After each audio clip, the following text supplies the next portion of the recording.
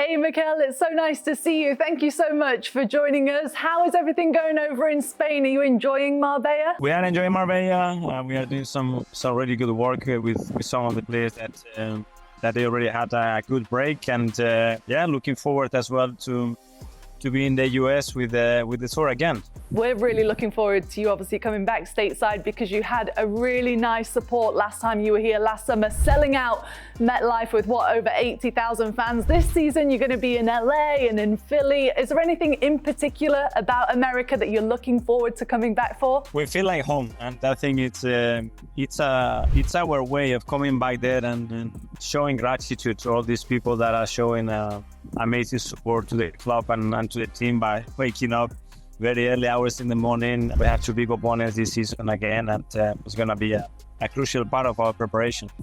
Mister, it's going to be a busy summer. It's probably a busy summer already. You've got players in a bunch of international tournaments, the Euros and Copa America. How much have you been able to watch? Quite a lot. I'm being in touch with them and make sure that they are provided with everything that we need from our side. At the same time, we had players that didn't have an international football, some others that only had friendlies. So trying to accommodate and plan the individual needs of each of them to make sure that when we are all together, we are hitting the ground early and performing at the level that we need. From an English perspective, I mean, I've got to ask, did you all watch the England game yesterday? I'm sure you were willing Declan Rice and Bukayo Saka on, as was I, but that was a very nervy match, wasn't it?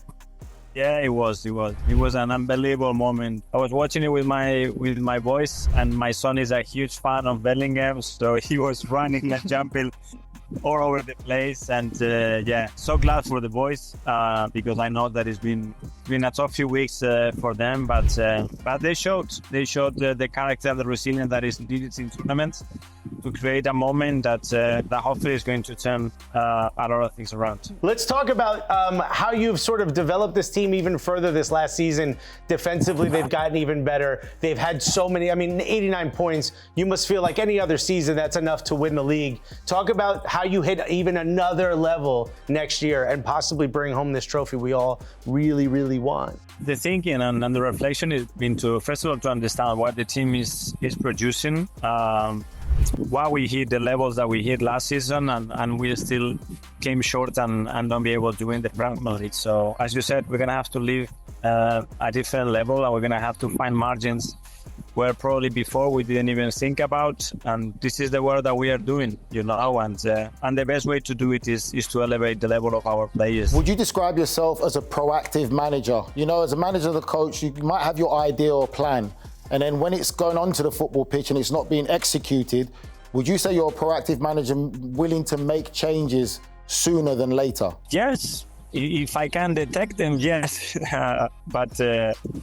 But yeah, something is what you have in mind and what you plan in a football match, and then actually is the reality of what is happening. And football is changing a lot more than probably what we expect, what we are able to see. So I think the level that we're going to have to hit is when we have and got our best day. We're going to have to be that good that our worst day is going to have to be better than anybody else. Mikel, you and I used to have some great battles back in that centre midfield area at times in the Premier League. He was cheating that one.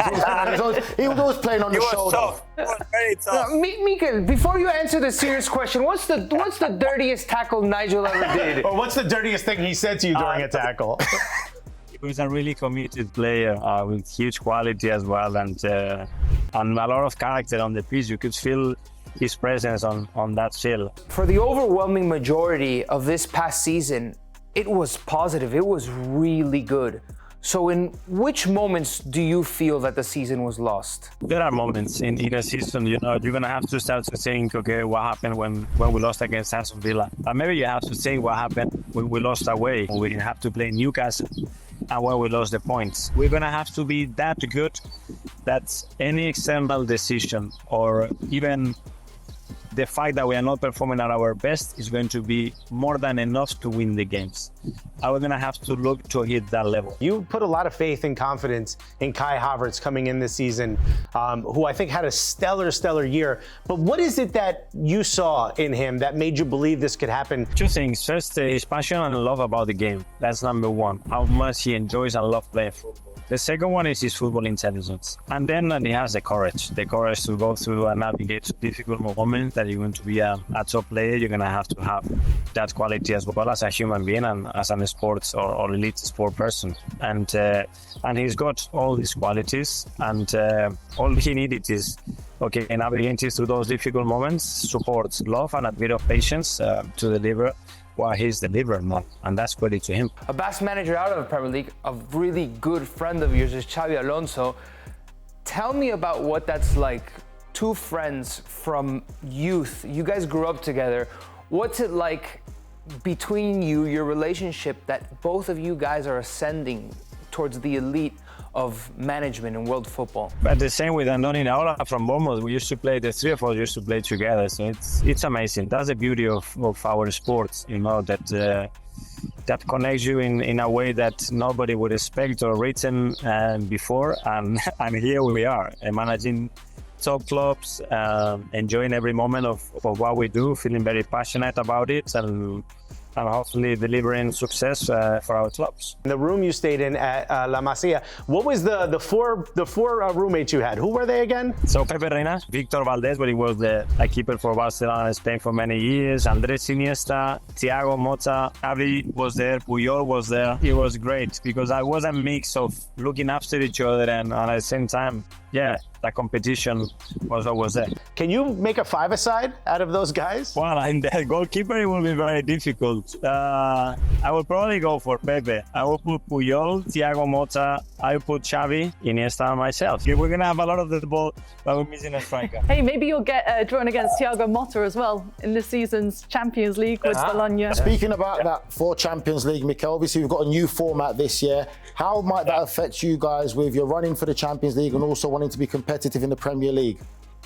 Yeah, we're going to have much more work to do because obviously with the way the 8 games that you have to play against different opponents, it's not like preparing a group stage when you are facing the same team twice. So we're going to have to do a lot more preparation because it's constantly a new team. So more work to do, but at the same time, a great challenge and opportunity to see how this new format evolves and how capable we are to progress into the rounds that we want.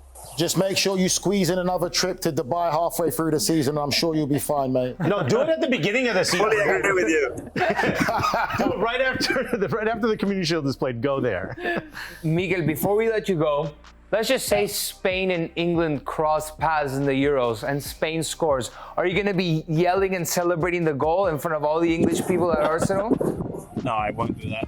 I'm Spanish, and obviously I want my country to win. If they don't, I'm with England. Love it, Mikel, especially if Bukayo Saka scores the winning goal as well. That'll be the cherry on top, won't it? I will be so happy that happens. And Declan as well. Either one we'll take. Mikel, thanks so much for joining us. Good to see you. Enjoy the rest of the trip and enjoy America.